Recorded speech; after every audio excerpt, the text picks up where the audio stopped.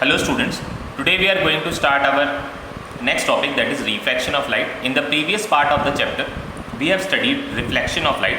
Reflection means bouncing back of light into the same medium after striking an opaque surface. Now, what does refraction means and what is refraction? So let us start about refraction of light. Refraction means bending of light rays when it travels from one medium to another. Refraction, bending of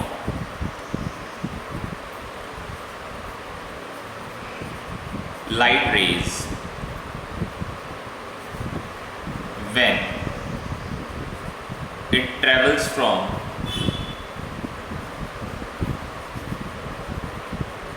one medium to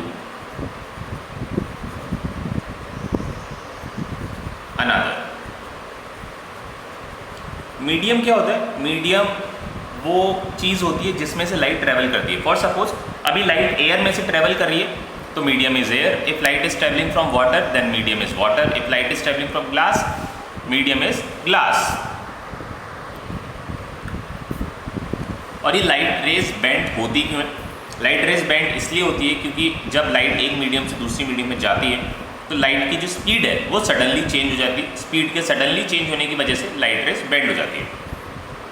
bending of light rays when it travels from one medium to another due to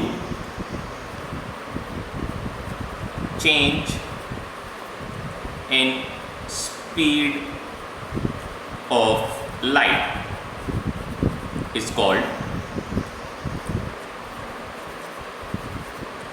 refraction.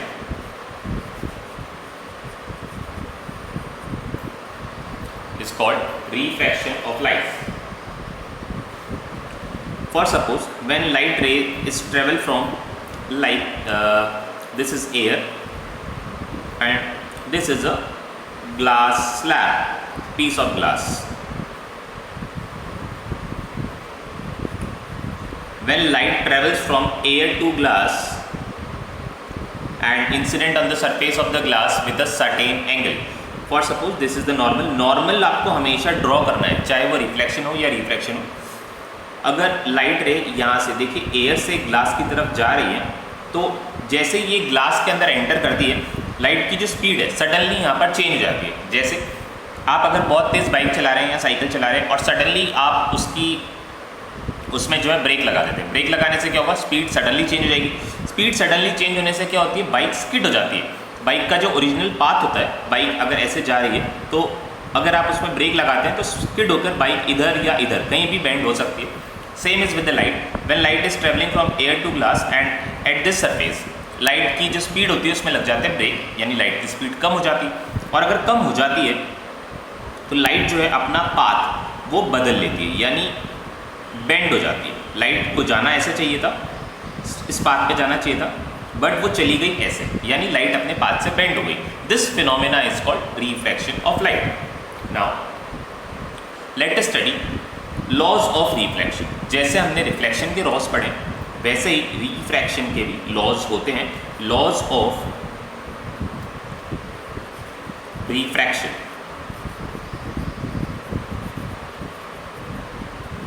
Laws of refraction. Number one, first law, that is the incident ray.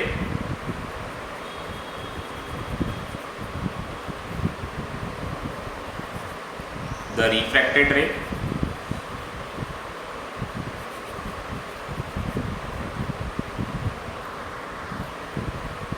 And the normal.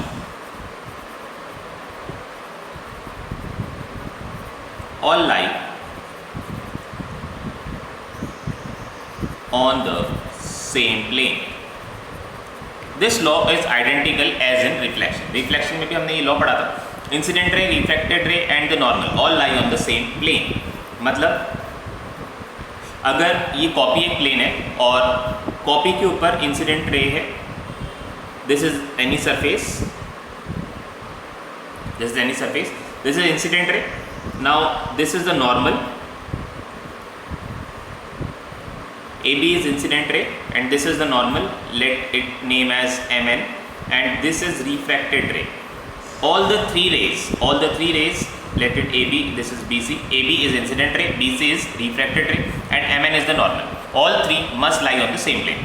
Here we have shown it on the copy, मतलब जो copy का page है उसे एक plane की तरह consider करिए. AB भी कॉपी के ऊपर है, MN भी कॉपी के ऊपर है और BC भी कॉपी के ऊपर है. अब ऐसा नहीं है कि लाइट यहाँ पर स्ट्राइक करके, लाइट यहाँ पर स्ट्राइक करी और रिफ्रैक्शन के बाद जो लाइट है ये आउट ऑफ द प्लेन यानी आपकी तरफ आ जाए, ऐसा पॉसिबल नहीं होता. या प्लेन के अंदर चली जाए, ऐसे भी पॉसिबल नहीं है.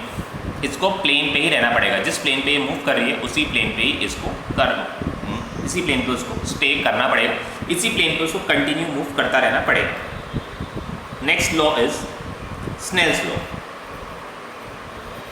Snell's law, it states that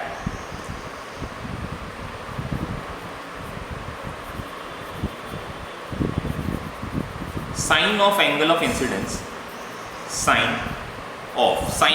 मतलब sine is a trigonometric ratio. आपने मैथमेटिक्स में पढ़ा होगा, sine is a trigonometric ratio.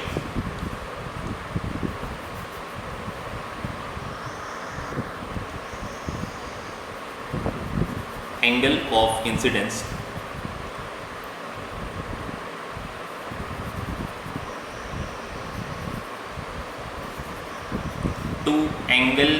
to sine of angle of refraction.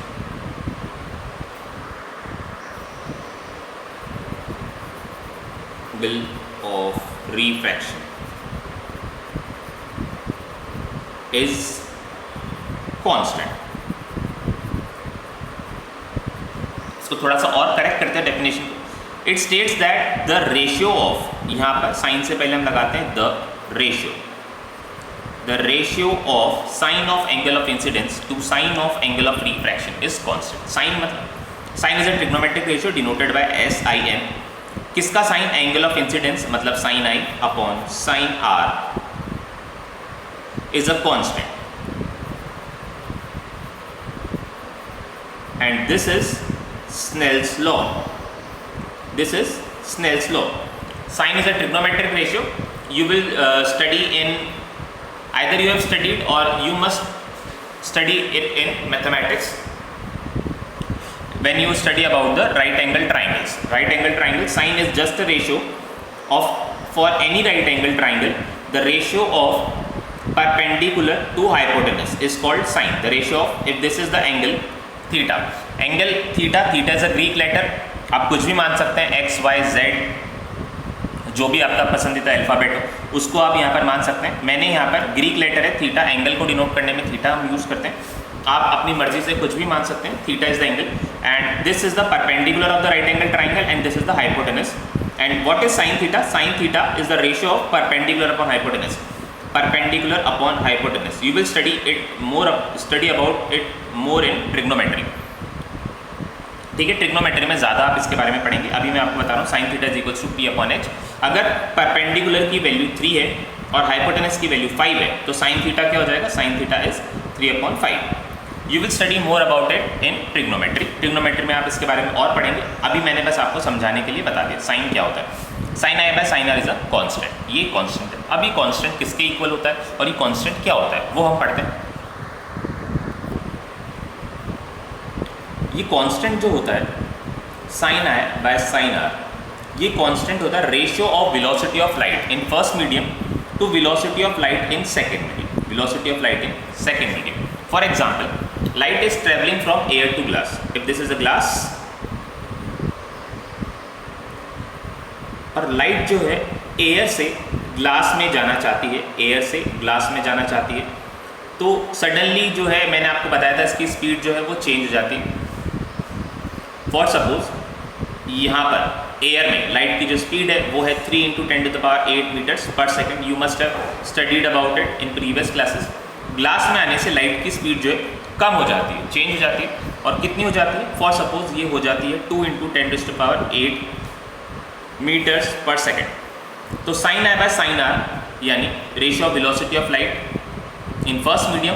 ये एग्जाम्पल मैं आपको बस समझाने के लिए बता रहा हूँ कि कांस्टेंट किसके इक्वल होता है. फॉर्मूला बस यहीं तक है, sine i by sine r is equals to v1/v2. Example मैं अब बस आपको समझाने के लिए बता रहा हूँ कि अगर लाइट एयर से ग्लास में जा रही है तो sine i by sine r की वैल्यू क्या हो जाएगी. It is 3 into 10 raised to power 8 meters per second.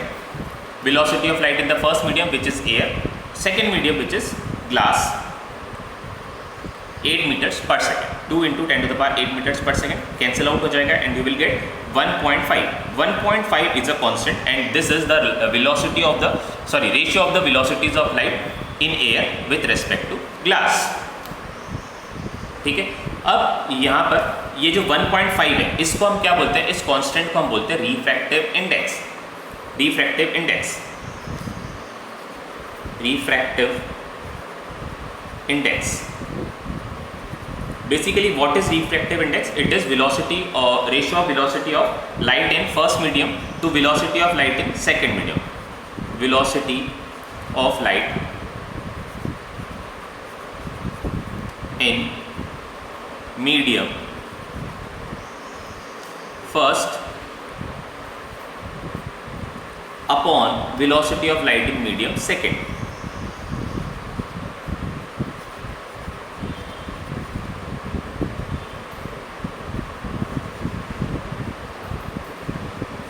Is called refractive index. तो ग्लास का रिफ्रैक्टिव इंडेक्स कितना है? ग्लास का रिफ्रैक्टिव इंडेक्स आया 1.5. कैसे निकाला? दोनों वेलोसिटीज को हमने डिवाइड करा और this law can also be written as sine i by sine r is equals to velocity of light in first medium to velocity of light in second medium. Refractive index को आप denote करेंगे a Greek letter, again a Greek letter nu. Physics में हम Greek letters के बारे में ज़्यादा पढ़ेंगे क्योंकि most of the physics is having a Greek origin. ये सारी फिजिक्स जो है ज़्यादातर ग्रीस से आई है. Greece is a country, Greece से आई है सारी फिजिक्स, इसलिए यहाँ पर ग्रीक लेटर्स का डिनोशन जो है वो ज़्यादा आपको मिलेगा. रिफ्रैक्टिव इंडेक्स को हम एक ग्रीक लेटर म्यू से डिनोट करते हैं. It is similar to u के जैसा दिखता है ये, पर इसको हम बोलते क्या है, इसका ये लेफ्ट वाला जो लेग होता है थोड़ा बड़ा होता है. This is mu. ठीक है, sine i by sine r is equals to velocity of light in first medium to velocity of light in second medium, और you can write it refractive index of the second medium upon refractive index of the first medium. This mu2 upon mu1 can also be written as mu21, mu21. You can read it as refractive index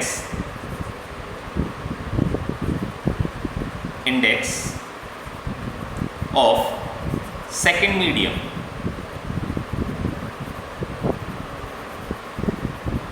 with respect to WRT. मतलब क्या है? with respect to first medium. इसको आप ऐसे read करेंगे और इसको आप ऐसे भी लिख सकते हैं mu 2 1. Both are the same thing. किसी बुक में आपको म्यू 2 1 लिखा हुआ मिल जाएगा, किसी बुक में आपको म्यू ऊपर 2 और नीचे 1. जिसको हम रेस्पेक्ट देखते हैं उसको हम हमेशा ऊपर लिखते हैं. Refractive index of second medium with respect to first medium. First medium, अच्छा you should write it 1 mu2. Respect हमने किसको दिए? फर्स्ट मीडियम को रेस्पेक्ट दिए, तो it should be 1 mu2. 1 mu2 refractive index of second medium with respect to first medium, और 1 mu2 जिसको भी रेस्पेक्ट देंगे हम, फर्स्ट मीडियम को रेस्पेक्ट दे रहे तो फर्स्ट मीडियम को हम ऊपर लिखेंगे. ये याद करने का एक तरीका है और कन्फ्यूजन भी नहीं होना है. दोनों को कैसे रीड करेंगे? Refractive index of second medium with respect to first medium. Either it is this or either it is this. ठीक है, या फिर ऐसा. दोनों, इन तीनों को हम एक ही तरह से पढ़ेंगे. Refractive index of second medium with respect to first medium. Similarly mu12 और mu21 इसको हम कैसे रीड करेंगे? इसको हम रीड करेंगे refractive index of first medium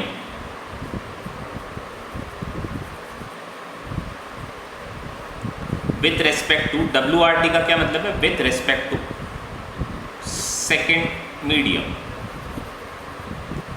ठीक है, ये रिफ्रैक्टिव इंडेक्स क्या है? Refractive index is basically velocity of light in first medium to velocity of light in second medium. जैसे अभी हमने यहाँ पर किसकी बात करी थी? हमने यहाँ पर बात करी थी फर्स्ट मीडियम जो कि एयर था और सेकेंड मीडियम जो कि ग्लास है.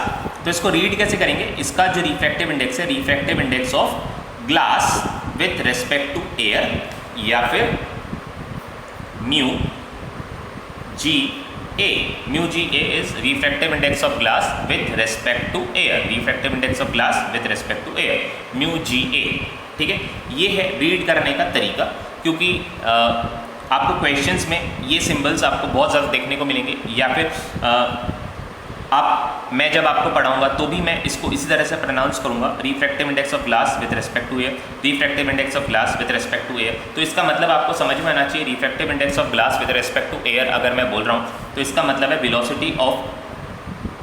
Velocity of light in air upon velocity of light in glass. इसका यही सिंपल सा मीनिंग है, इसमें कंफ्यूज नहीं होना है और इसको इतना ही समझना है हमें, ठीक है।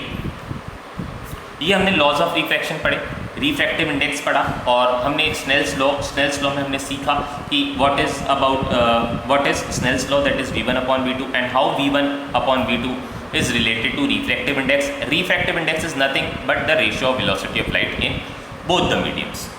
Now we will do refraction in glass lab. Glass lab में जब refraction होता है तो क्या होता है? Before that I would मैं आपको बताना चाहूँगा कि लाइट जब एयर से ग्लास में जाती है, यानी रेयरर से डेंसर मीडियम में जाती है, या फिर ग्लास से एयर में आती है, यानी डेंसर से रेयरर मीडियम, जहाँ पर मीडियम की डेंसिटी ज़्यादा होती है, यानी मॉलिक्यूल्स पास होते हैं।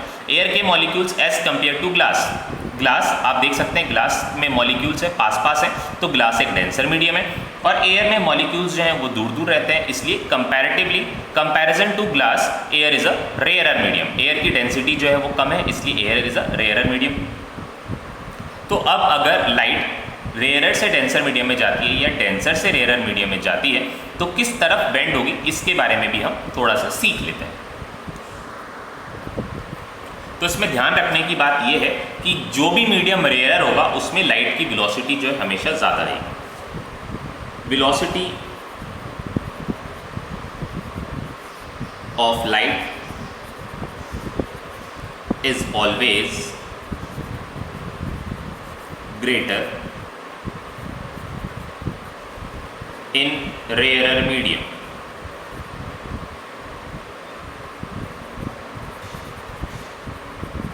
लाइट की जो वेलोसिटी है रेयरर मीडियम में हमेशा ज़्यादा रहती है। अब हम ये देखते हैं जब लाइट एयर से ग्लास में या ग्लास से एयर में जाती है तो किस तरफ बेंड होगी, इसका एक डेफिनेट रूल है, आपको वो हमेशा ध्यान रखना है कि अगर रेयरर से डेंसर जा रही है, डेंसर से रेयरर जा रही है तो किस तरफ बेंड होगी, ये आपको हमेशा ध्यान रखना है। तो इस चीज़ को समझते हैं पहले, फिर देखते हैं।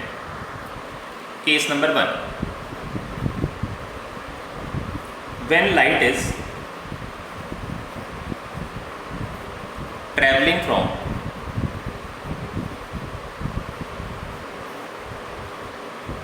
rarer to denser medium, when light is traveling from rarer to denser medium, जब लाइट रेयरर से डेंसर मीडियम में जाती है तो क्या होगा। तो इसमें आप देखिए हमने स्नेल्स लॉ पढ़ा है, Snell's law that is sin I by sin R, sin I by sin R is equals to velocity of light in first medium to velocity of light in second medium। जब light rarer से denser medium में जा रही है तो first medium is rarer one and second medium is denser one. तो v1 upon v2 दोनों में से आपको डिसाइड करना है किसकी वैल्यू ज़्यादा होगी। It is quite obvious the velocity of light in rarer medium is greater then the velocity of light in denser medium. It indicates that v1 must be greater than v2। जैसे air में light की speed glass में light की speed से ज़्यादा होगी, air में जो लाइट की स्पीड है वो ज़्यादा होगी as compare to glass. If v1 is greater than v2 मतलब v1 अपॉन v2 का जो रेशियो है, v1 अपॉन v2 का जो रेशियो है, it must be greater than 1। If it is greater than 1 then sin I upon sin R, sin I by sin R is also greater than 1। अगर sin I sin R से बड़ा है it indicates that sin I is greater than sin R। Sine R यहाँ पे cross multiply में गया and we got that sine I is greater than sine R. अगर sine I की value sign are से ज़्यादा है, इसका क्या मतलब है, if this is glass and this is air and when light enters from air, sorry light enters into glass from air, this is normal. अब साइन आई की वैल्यू, दिस इज साइन आई, आपको ये देखना है साइन आई की value sign are से ज़्यादा है। अब अगर ये जो रे है ये इसको ऐसे जाना चाहिए था। अब जो साइन आर इसको बनाना है, इसको उसकी वैल्यू क्या होनी चाहिए, कम होनी चाहिए। अगर ये 60 डिग्री है तो साइन आर की जो वैल्यू 60 से कम होनी चाहिए। ये कब पॉसिबल होगा, ये तब पॉसिबल होगा जब ये रिफ्रैक्टेड रे जो है नॉर्मल की तरफ बेंड हो जाएगी। जब ये रिफ्रैक्टेड रे जो है नॉर्मल की तरफ बेंड हो जाएगी तो यहाँ पर जो एंगल बना, angle between refracted ray and normal, sine R, sorry angle of refraction R, इसकी वैल्यू जो है तभी एंगल ऑफ इंसिडेंस से कम हो पाएगी। किस केस में कम हो पाएगी, जब ये नॉर्मल की तरफ बेंड हो जाएगी। Therefore, when light travels from rarer to denser medium, it always bends. It always bends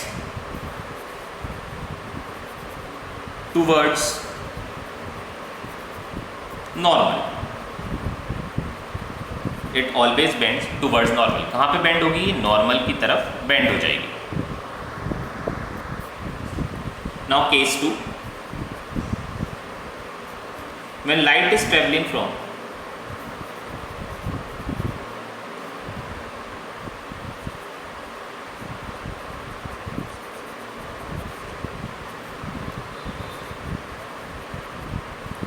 denser to rarer medium, when light is traveling from denser to rarer medium, अब जब लाइट जो है denser से rare medium की तरफ जा रही है तो क्या होगा, sine I upon sine are, ये यहाँ पर क्या होगा, velocity of light in first medium upon velocity of light in second medium. यहाँ पर जो डेंसर मीडियम है इट इज़ फर्स्ट मीडियम और जो रेयर मीडियम है ये है सेकेंड मीडियम। लाइट की वेलोसिटी कहाँ ज़्यादा होती है, लाइट की वेलोसिटी हमेशा रेयर मीडियम में ज़्यादा होती है। अगर ऐसा है तो V2 must be greater than V1, क्योंकि V2 कौन सा है, रेयर मीडियम, तो V2 मतलब V2 जो है V1 से बड़ा होगा। अगर V2 V1 से बड़ा है तो V1 upon V2 should be smaller than 1। क्यों, क्योंकि डिनोमिनेटर अगर न्यूमरेटर से बड़ा है तो जो रेशियो है वो 1 से हमेशा छोटा होता है।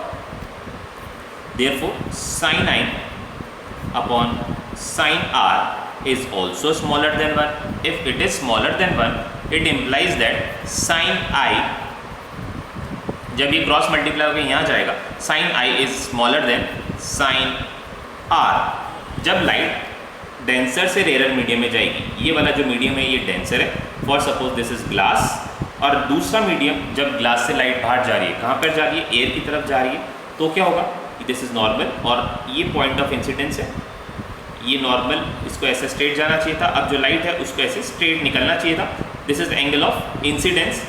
अब अगर लाइट एंगल ऑफ रिफ्रैक्शन को बड़ा होना है तो लाइट जो है नॉर्मल से दूर बेंड हो जाएगी इस तरह से, this is angle of refraction. Compare कर सकते हैं आप, यहाँ पर angle of refraction angle of incidence से बड़ा है, light is bending away from normal. यहाँ पर angle of refraction angle of incidence से छोटा है, light is bending towards the normal.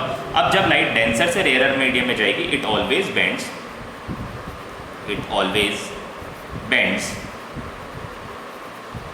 away from the, it always bends away from the normal.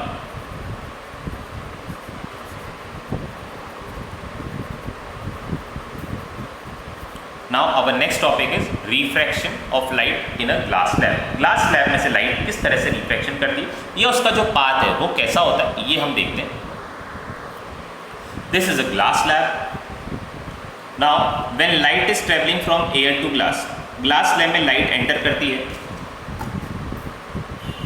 Air से, air से लाइट आ रही है तो हमें पता है when light is traveling from air to glass means it is traveling from rarer to denser medium। जब rare से डेंसर मीडियम की तरफ लाइट जाती है तो you must know that it must bend towards the normal। Light को ऐसे जाना चाहिए था, डॉटेड लाइन से मैंने इसका पाथ इंडिकेट करा है, बट लाइट जो है ऐसे ना जाकर नॉर्मल की तरफ बेंड हो जाएगी, ये नॉर्मल की तरफ बेंड हो गई।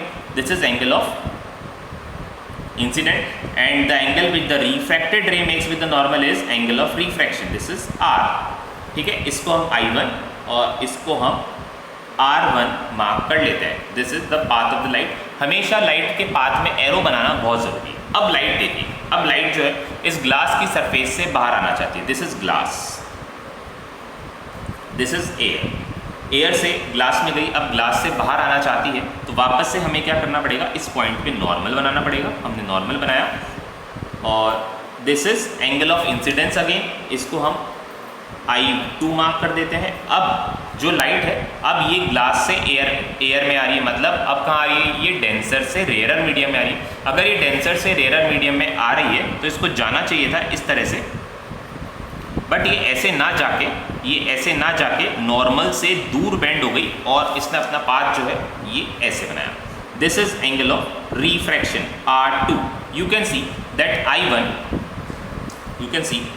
I1 is greater than R1 because velocity of light in air is greater than velocity of light in glass, but I2 is smaller than R2 because velocity of light in glass is less than velocity of light in air। यहाँ पर light जो है denser से rarer में जा रही है इसलिए away from the normal band हुई, यहाँ पर रेयरर से डेंसर में जा रही है इसलिए ये टुवर्ड्स द नॉर्मल बैंड हुई। अब इन रेस को क्या क्या कहते हैं वो भी हम देखते हैं। If this is A, this is B, this is normal 1, this is normal 2, this is point C and this is point D। Now we must label the diagram। AB is incident ray, यहाँ पर हम लिखते हैं AB is incident ray,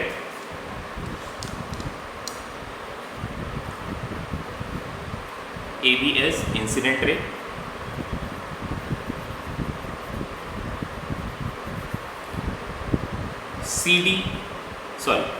BC is refracted ray,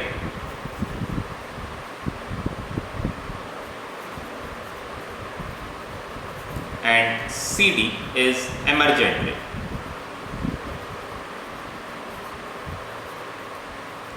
emerge का मतलब क्या होता है? एमर्ज का मतलब होता है बाहर आना, ग्लास की सरफेस से या ग्लास से जो भी रे बाहर आ रही है, बाहर आने वाली रे को हम क्या बोलते हैं? एमर्जेंट रे। एमर्जेंट रे इसने जो एंगल बनाया this is R2 is called angle of emergence. ये जो एंगल है इसको हम बोलते हैं angle of emergence.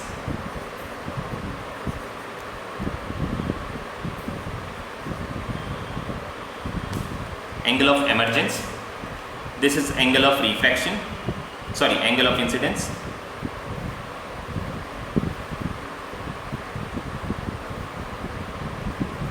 This is angle of refraction,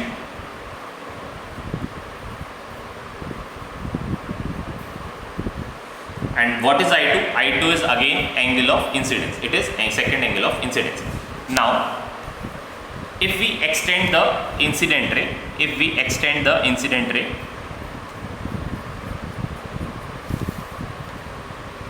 this is incident ray and this is emergent ray। Incident ray and emergent ray are always parallel and the distance between the incident ray and emergent ray is called lateral displacement or lateral shift। Incident ray is always parallel to emergent ray। Incident ray is always parallel to emergent ray and the distance between incident ray